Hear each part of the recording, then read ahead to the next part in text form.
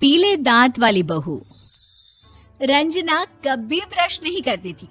उसे कितनी बार उसके माँ बाप ने डांटा, लेकिन उसका कोई असर उस पर होता ही नहीं था, जिस कारण से उसके दांत पीले पीले हो जाते हैं। शादी के बाद अरे बहू, वैसे तो तुझ में कोई कमी नहीं है, पर तेरे दांत इतने पीले कैसे हैं बेटा? कैसे मतलब? कोई सर्जरी थोड़ी ना कराइए।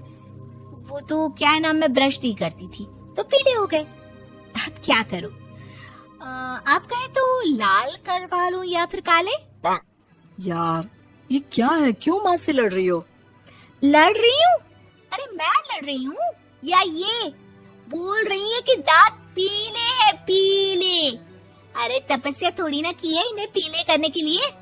बकायदा ब्रश नहीं किया है 20 साल तक, तब जाकर। छी, कैसी बात कर रही हो? ये उस वक्त तो पीले नहीं थे जब हम लोग तुम्हें देखने आए थे। अरे तब साफ करवा लिया होगा डेंटिस्ट के पास जाकर। अब देखो कैसे पीले पीले लग रहे हैं। रंजना सास की तरफ गुस्से से देखती है। फिर शुरू हो गई पीले पीले पीले। अरे पीले तो तब भी थे जब मेरे हाथ का रसगुल्ला उड़ा उड़ा कर खा रही थी और बोल रही थी, लड़की नहीं गुणों का खजाना दे रहे भाई साहब आप। खैर, अब वो लोग करते भी तो क्या करते, पीले दांत वाली बहू पल्ले पड़ी थी तो झेलना तो था ही। एक दिन कीर्तन में रंजना गाना गा रही थी। अरे कमला बहन, माँ का द्वार है, यहाँ तो सब शुद्ध होकर आते हैं, फिर अपनी बहू को ब्रश भी नहीं करवाती तुम। दूर से पीले पीले दांत भक्ति में बाधा उत्पन्न कर रहे हैं। अरे कोई 2 साल के बच्ची थोड़ी ना लेकर आई हूँ मैं बहू बनाकर। अच्छी खासी लड़की है, अरे कैसे करवाऊं ब्रश? ये तो उसे खुद करना चाहिए ना। अब माँ बाप तो इसके जैसे तैसे निपटा दिए, ये नहीं सोचा कि सास कैसे संभालेगी। सास बहू को लेकर घर आ जाती है, लेकिन सोच लेती है कि अब इसे लेकर कहीं नहीं जाएगी। अगले रोज बहू कहती है, अरे क्या हो गया, मंदिर नहीं जाना क्या? कीर्तन का वक्त हो रहा है। मेरी मधुर वाणी से कान्हा जी जागते हैं और सोते हैं। आप तो जानती है ना उनकी भक्ति में कितना मन लगता है मेरा।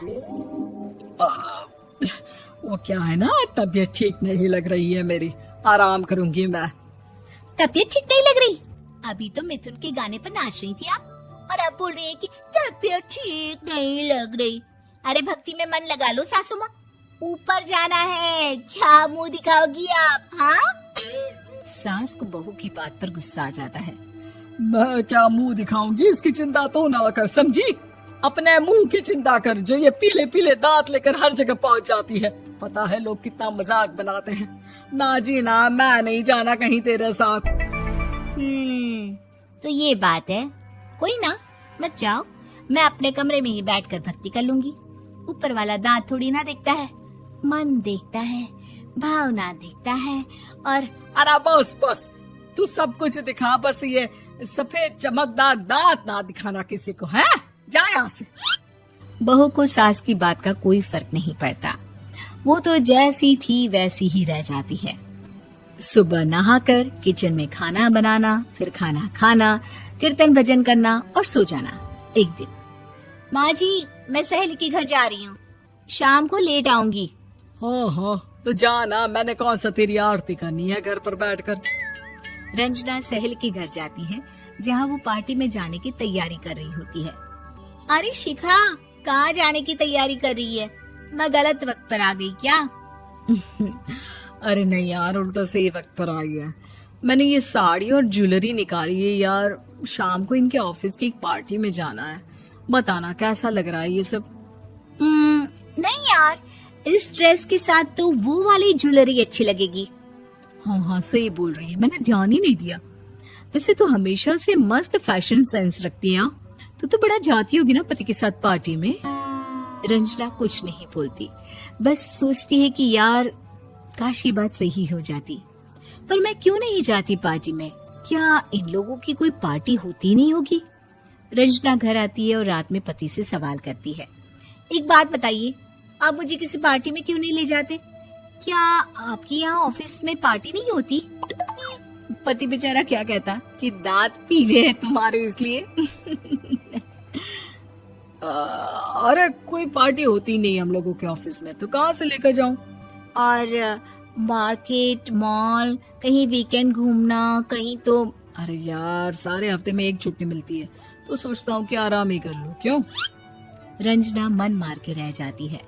पहले कभी सास के साथ मंदिर जाया करती थी, लेकिन वो भी सास ने ले जाना बंद कर दिया। घर बैठी बैठी रंजना बोर हो जाती है। तभी उसे आइडिया आता है और वो मायके जाने का सोचती है। सासू माँ, 2 दिनों के लिए मम्मी के घर जा रही हूँ। अच्छा अच्छा ठीक है, आराम से जा। और हाँ, माँ से कुछ अच्छी आदत सीख कर आना कि कैसे शरीर के हर भाग की तरह दांतों की सफाई भी जरूरी होती है, समझी?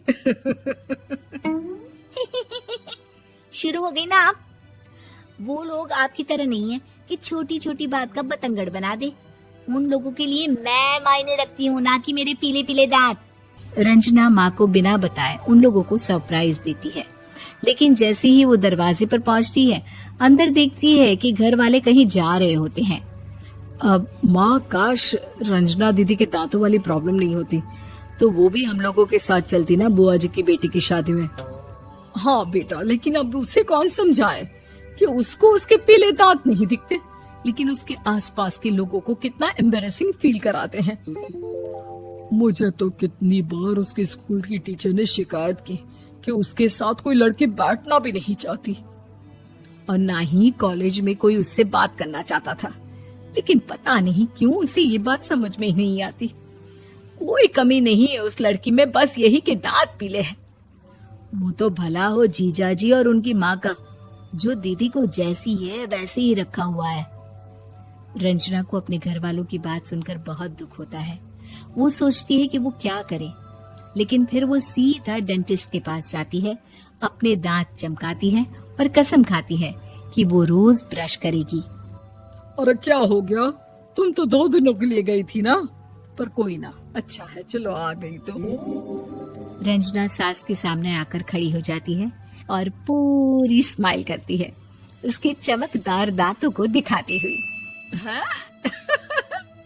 चले मंदिर। माँ, मुझे माफ कर दीजिए, मैंने आप लोगों को बहुत एम्बैरेसिंग फील करवाया। मैं आज से रोज ब्रश करूंगी।